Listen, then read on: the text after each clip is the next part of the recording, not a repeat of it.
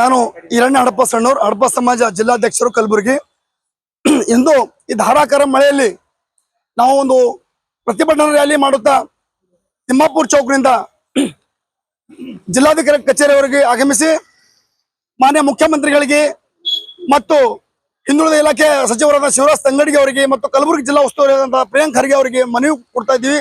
ಆ ಮನವಿ ಏನಂದ್ರೆ, ನಮ್ಮ ಹಡಪ ಸಮಾಜ ಅಭಿವೃದ್ಧಿ ಆಗಲಿ, ಆರ್ಥಿಕವಾಗಿ, ಶೈಕ್ಷಣಿಕವಾಗಿ, ರಾಜಕೀಯವಾಗಿ, ಆರ್ಥಿಕವಾಗಿ ಆಗ್ಲಿ ಅಂತೇಳಿ ಒಂದು ನಿಗಮ ಮಂಡಳಿಯನ್ನು ಮಾಡಿದರೆ ಆ ನಿಗಮ ಮಂಡಳಿ ಅಟ್ಟೆ ಕೂಡ ನೆಲೆಗುದಿಗೆ ಬಿದ್ದಿದೆ.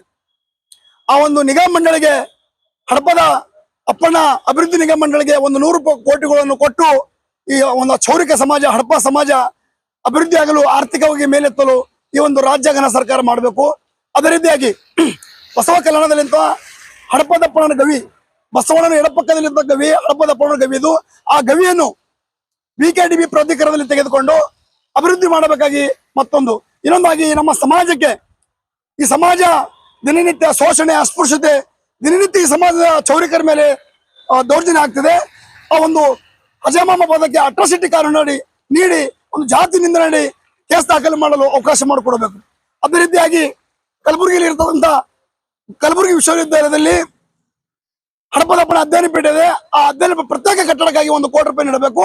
ಮತ್ತು ಈ ಒಂದು ಹಡಪ ಸಮಾಜ ದಲಿತಕ್ಕಿಂತ ಹೀನ ಬದುಕು ಸಾಗಿಸ್ತಾ ಇದ್ದು ಮತ್ತು ಹಿಂದುಳಿದ ವರ್ಗದಲ್ಲಿ ಅತಿ ಹಿಂದುಳಿದ ವರ್ಗವಾಗಿದ್ದು, ಈ ಒಂದು ಸಮಾಜಕ್ಕೆ ಹಿಂದುಳಿದ ವರ್ಗದಲ್ಲಿ ಒಳ ಮೀಸಲಾತಿಯನ್ನು ನೀಡಿ ಇವತ್ತು ರಾಜ್ಯ ಸರ್ಕಾರ ನಮಗೆ ಒಂದು ಮೀಸಲಾತಿಯನ್ನು ಕೊಡಬೇಕು.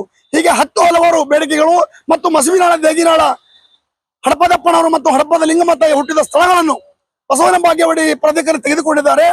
ಈಗ ಆ ಒಂದು ಪ್ರಾಧಿಕಾರಕ್ಕೆ ಹಣವನ್ನು ನೀಡಿ ಅಭಿವೃದ್ಧಿ ಮಾಡಬೇಕು. ಹೀಗೆ ಹಲವಾರು ಒಂದು ನಮ್ಮ ಸಮಸ್ಯೆಗಳು, ಜ್ವಲಂತ ಸಮಸ್ಯೆಗಳು, ಬೇಡಿಕೆಗಳು, ಮೀಸಲಾತಿಗಳು ಧಾರಾಕಾರ ಮಳೆ ಇದ್ರೂ ಕೂಡ ಕಲಬುರಗಿಯಲ್ಲಿ ಈ ಧಾರಾಕಾರ ಮಳೆಯಲ್ಲಿ ಇವತ್ತು ನಮ್ಮ ಬೇಡಿಕೆಗಳನ್ನು ಈಡೇರಿಸಬೇಕು. ಮಾನ್ಯ ಘನ ಸರ್ಕಾರ, ಮಾನ್ಯ ಮುಖ್ಯಮಂತ್ರಿಗಳು ಅಂತೇಳಿ ಮುಂಗಾರು ಅಧಿವೇಶನದಲ್ಲಿ ಚರ್ಚೆ ಆಗಬೇಕು. ಚರ್ಚೆ ಆಗಿ ಈ ಒಂದು ಬೇಡಿಕೆ ಕೂಡಲೇ ಈಡೇರಿಸಬೇಕು. ಒಂದು ವೇಳೆ ತಾವು ಈ ಬೇಡಿಕೆಯನ್ನು ಕೂಡಲೇ ಈಡೇರಿಸಿದ್ದರೆ ಬರ್ತಕ್ಕಂಥ ದಿನದಲ್ಲಿ ನಾವು ಬೆಂಗಳೂರು ಚಲೋ ಕಾರ್ಯಕ್ರಮ ಹಾಕೊಂಡು ಅಲ್ಲಿ ನಾವು ಒಂದು ಉಗ್ರವಾದ ಹೋರಾಟವನ್ನು ಮಾಡಲು ಅಣಿಯಾಗಬೇಕಾಗ್ತದೆ ಅಂತ ಇವತ್ತಿನ ದಿವಸ ಹೇಳಕ್ ಇಚ್ಛೆ ಪಡ್ತೀನಿ.